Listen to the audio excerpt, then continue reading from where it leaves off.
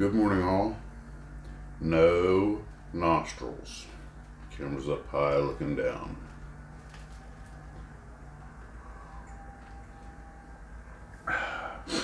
Yesterday, this room had activity in it, so I shot my video in the kitchen. I didn't have my tripod, so with my little Osmo that I use, so I just put it in the napkin holder. Apparently, it was, nostril cam. Ooh, sorry about that. What? I know you're plotting. She's staring at me again. Oh yeah, now you want to look innocent. Anyway.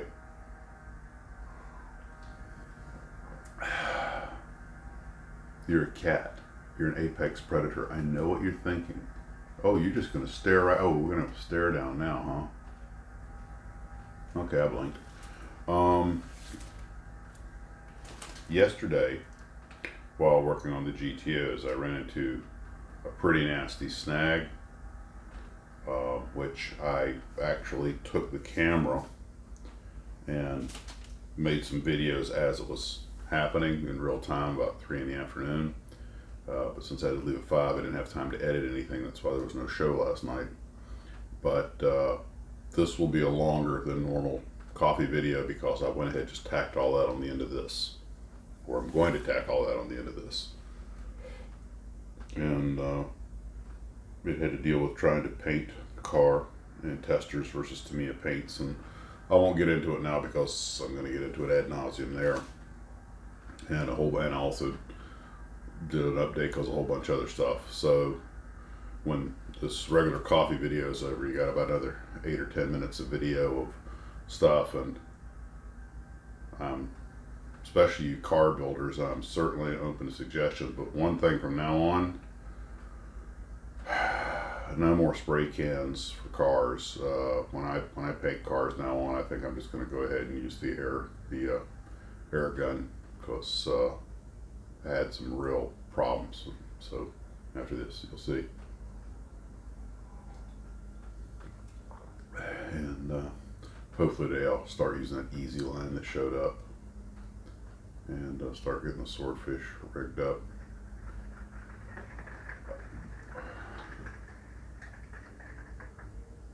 I am looking forward, actually, now that the easy line's here and I've played with it just a little bit, I'm kind of looking forward to rigging the aircraft. Normally I dread that, but this should be fun.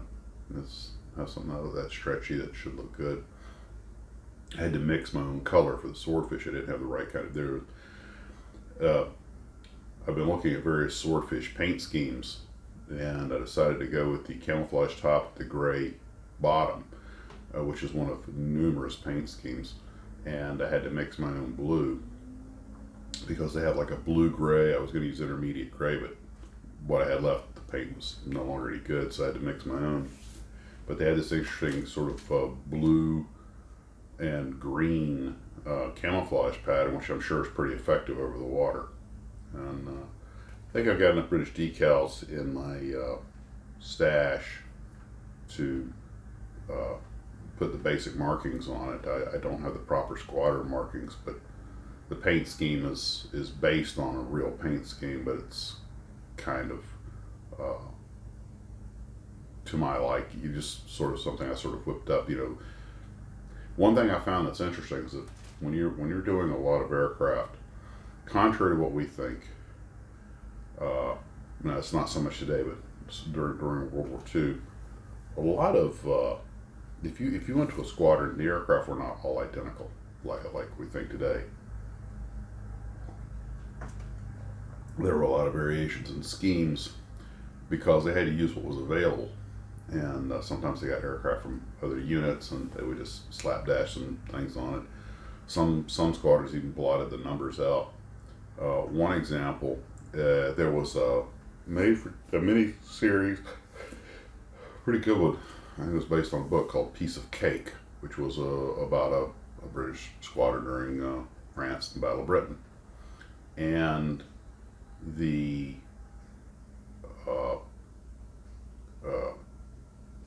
had an incident that was based on a true one where of course the war just broke out and the pilots attack. I think it's a Blenheim by mistake, thinking it's a Heinkel, and that was based on a real fratricide incident where I believe it was a Blenheim was shot down by a British squadron who thought it was a Heinkel, and the new unit commander comes in and he reads the report, and of course he sacrifices the flight leader. Oh yeah, go over, apologize. I know the squadron commander. He's a great guy. He'll understand, which of course is total crap, you know.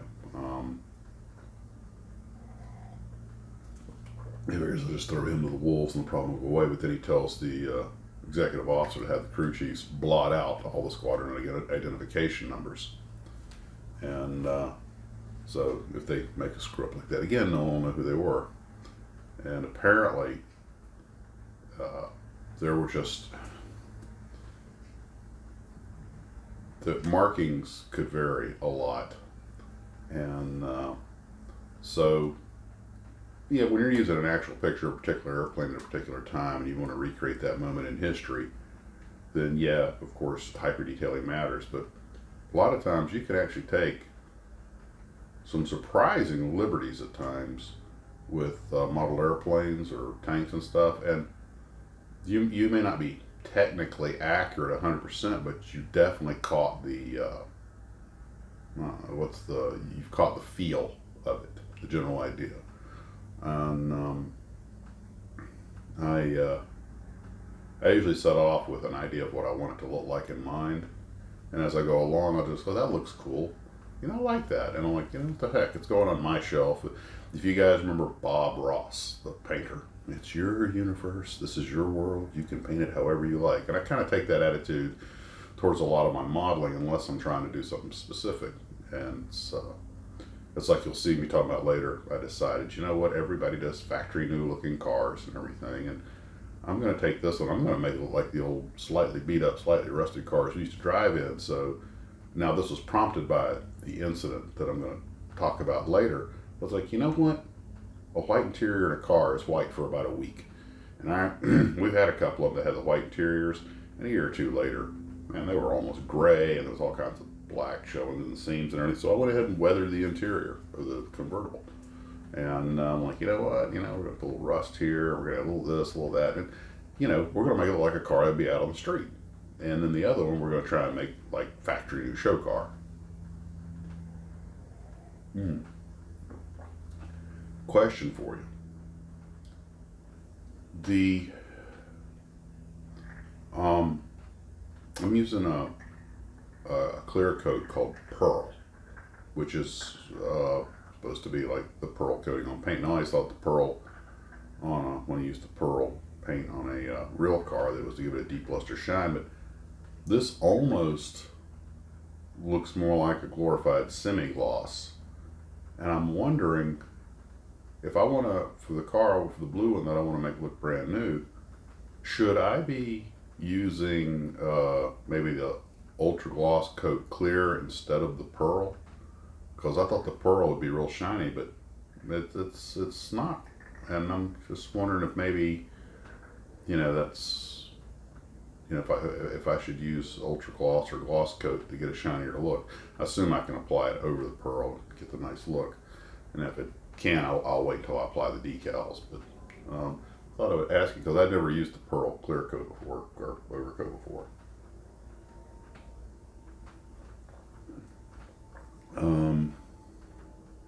Although I'll mention this later in the other part of the video. Good morning, Havoc Son. Nice video. Link below. He sent us a stash video because he couldn't get a single picture. And Justin at the Hobby Haven in Rhode Island, and I think it's Hobby Haven, and but link below, and you'll see in the video, guys. That was great. So kind of a silly little idea. Some things, ways we could have a little bit of fun. I don't know if you guys would be interested in doing something like this or not, but because I come up with a lot of really bad ideas. Sorry if I keep making it noise. This really is my first cup. I am just waking up. I was up late. But one of the ideas I had was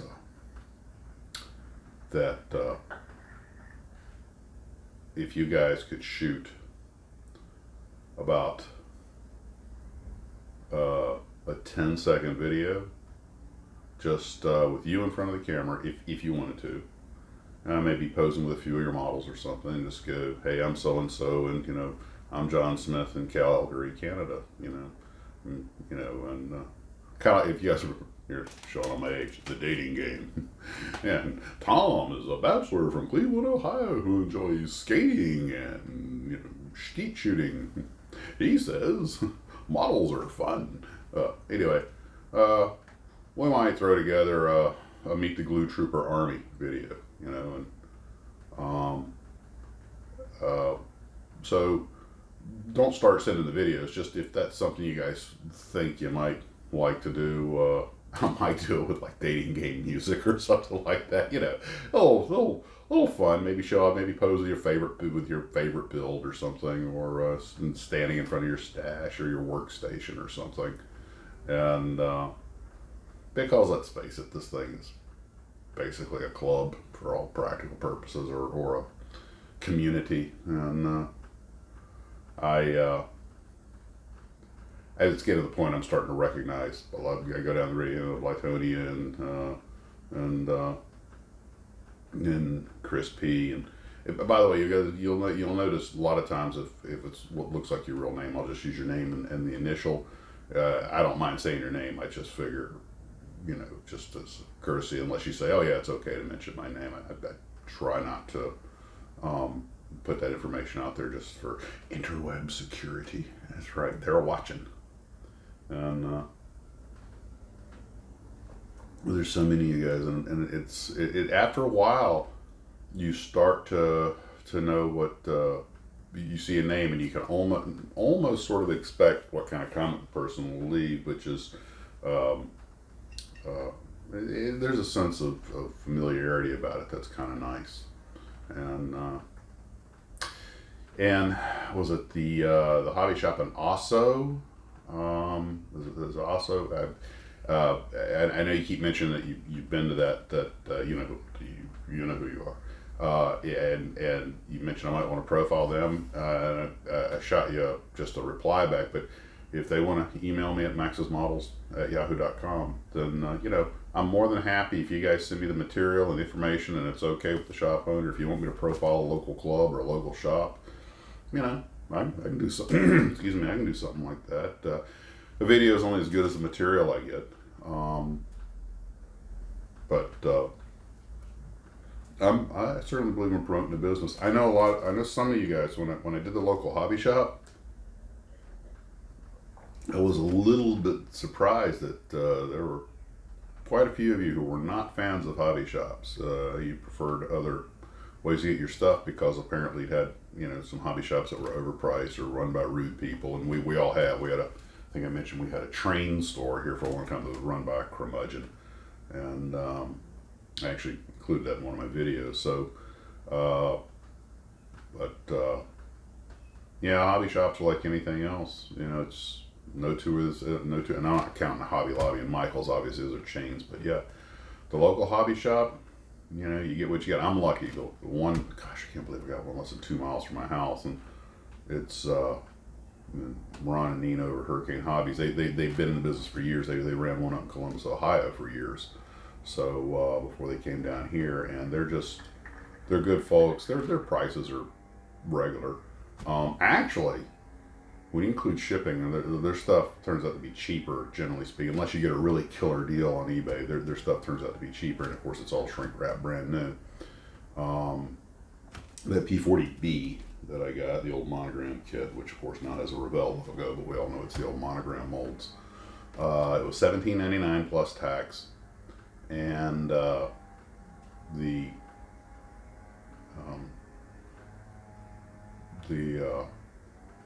online, I was finding it 18 to 22 plus shipping, so I definitely came out better buying it there. And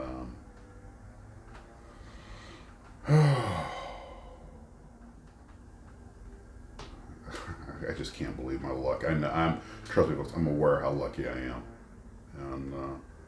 And they said, sadly, it's kind of a sad thing to say, but with the corona, they're doing pretty good because everybody's in there buying stuff. I haven't been in the RC field in months. Of course, that's more to do with the hip than anything else. So, well, that's about all for this morning. Since normally I throw some oddball question at you, but I guess today it would just be, would you guys like to do like an introductory video, or what I could do is just tack one. Hi, I'm Bob from Mississauga. I build model cars. Here's my favorite stuff. 10-15 second clip. Would you guys? I could also do one where maybe I just tack one onto each of these morning or evening videos. I meet the Max's Models Glue Troopers Army, and with your commandant, Mad Max. You guys think that would be worth doing? I actually put the camera off to one side so I could put stuff up here without blocking my face. And now I can't think of anything I need to put up there. You will notice I was wearing a sleeveless shirt in the shed yesterday. That's cut a little too low on the sides, and you'll notice that most of it I have a picture of the car blocking something, because I was like, when I watched, I was like, yeah, nobody wants to see that. You'll see it in just a minute. You guys have a great day. And we'll see you tonight. Hey everybody, I know I said there would not be an after hours Max's Models today, and there won't be. This is actually being done at 3 in the afternoon, and it's at work. And don't worry, I'm not starting another series. The Easy Line showed up for rigging the swordfish, so I got, that's nice and stretchy. And one of you guys sent me a link to a guy rigging a swordfish, and I'm going to be viewing that. I saw just a little bit of it. That'll help a lot. I fortunately do have the correct paints to paint the swordfish, but since I used the decals, the decal layout will be pretty generic, but that's okay. It's all in good fun. It'll look nice when I'm done. I'm confident. And I thought I would try something that you really shouldn't do. It's like, I've seen these guys that'll build the biplane, then tape it off and paint it, and then rig it. And I sort of did that a little bit because I had the top part of the center section of the wing on it already, and it's making it a real trick to tape off even with the wings removed, to tape off because of small scale. But live and learn. I should have waited. I could always remove that part, I suppose, but it'll look fine. Not a big deal. It's all a matter of technique. Some people I know pre-paint everything, so once they get it together, and some people build the whole thing and then paint it once it's all together. It's just whatever you think is best. Okay, I have to thank Justin at Hobby Haven in Rhode Island. He sent me a couple of gifts. I had mentioned I had this old SEF 16 Habatical, and he had one, a vintage one, and he sent it to me. And he said his inventory manager tossed in a 148 scale MiG-21 from Revell, which will go perfectly with my 148 scale Cold War series of jets. So I can't thank you guys enough for that. So I'm just gonna, you're seeing them go into the stash, the honorary.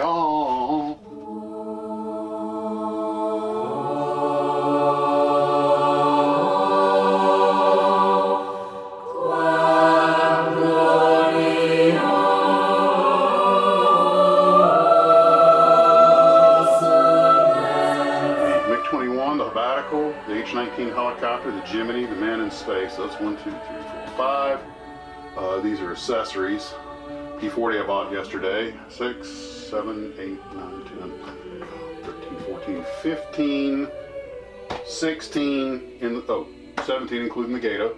So there's 17 in the stash with, this is the Vostok and the Buffalo, both under construction. Next is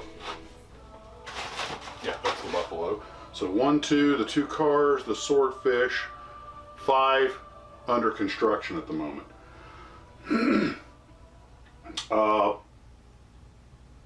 going to show you just some still photos. I had a real problem with the, I actually did some recording earlier that I'm going to tack on, which will explain the problem. I've already shot it. Had some problems with the red GTO using the tester's paints, and got a bunch of bubbles, and I think first I thought it was reacting with the primer coat, and I put some clear coat on in between so that wouldn't happen.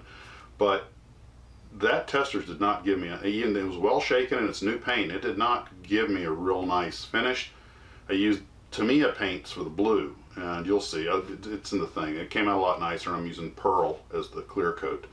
Also, on the GTO, I was looking at it, that white interior, I was like, yeah, it's so, and I realized, I used to drive around these old cars that had the white interiors in them, and they got gray and marked up real fast, so I decided, you know, I'm going to weather the interior. It's a convertible, I'm going to weather the interior and make it look like the kind of thing we used to drive around in.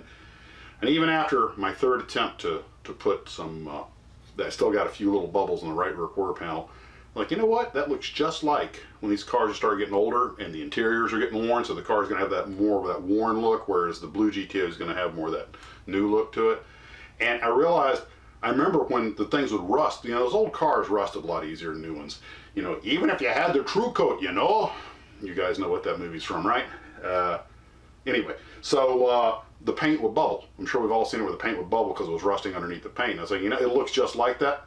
Just gonna leave it. I'm gonna weather the car a little bit.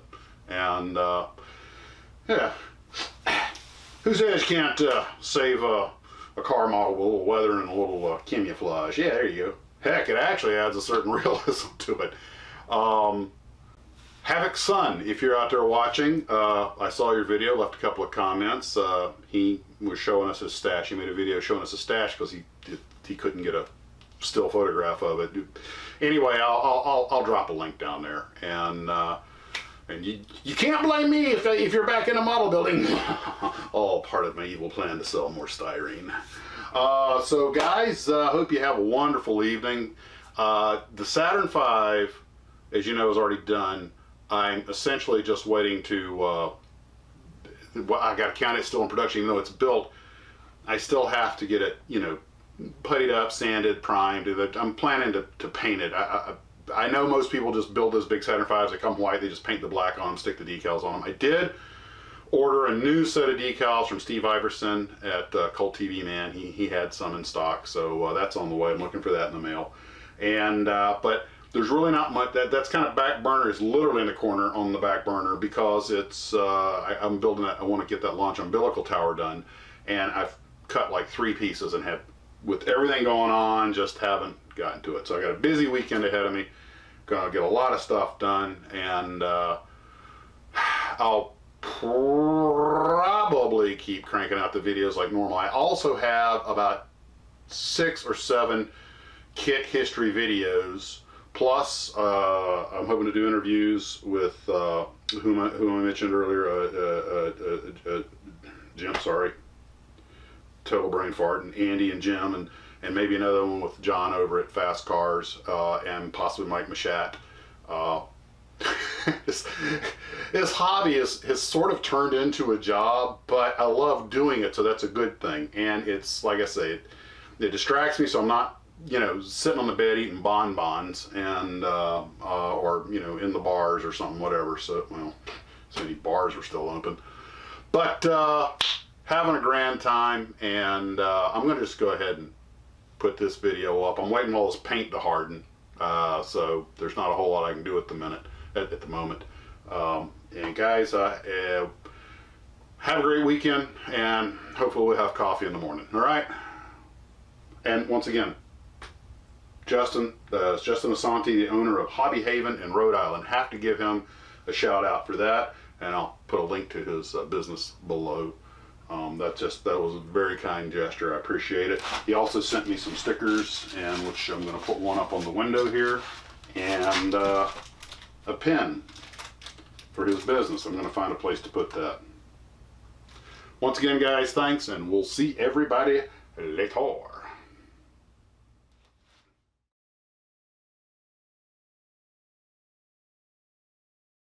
I've had some areas where the paint simply bubbled up and refused to adhere. A lot of folks had said that they never had any trouble with paint sticking, that washing the parts wasn't really necessary, they didn't do it. Now, it was a weird reaction because I had primed one of the cars, the red one, and it actually had more trouble with the paint bubbling up in areas. Then I wound up with some spots on the blue car, which I had not primed, and some of the areas on it bubbled up, particularly on the dashboard. And it was just in a few spots, so I think maybe it's a good idea, like folks say, to go ahead and wash the plastic before you work with it. There may be some spots where the mold release agent is still in place. That may not have been the problem. The paints were well shaken, they were brand new. I'm really not sure. It could have been some reaction with the primer on the red car. I had put a layer of clear coat between them, but sometimes you can still get a reaction. Hard to say. That's why I stripped the red one and just went against the naked plastic with thin coats and had a better result. But turned out to be trickier to paint these two things than I'd expected. I thought I was going to lay on some spray paint and going to have a nice simple paint job, and that was not the case. I did lay on about 3 to 4 coats, thinner coats on each one, and was real careful because the first one time on the red one I let it build up a little bit, but the bubbles formed even in some other areas, and I'm not really sure what happened. So next time I'm washing them, just to be in case that was the problem. So I think I've been able to salvage it, but that was a little unexpected adventure. After everything, I still found bubbles on the right rear quarter panel, so I, instead of stripping the whole thing, I just sanded off that little area and reshot it. But there's no question that the Tamiya paints are doing a much better job than these testers. The red paint I'm using is your standard tester spray lacquer, but the blue Tamiya paint is doing a much better job on the other car. And so from now on, at least where cars are concerned, it's Tamiya paints for me.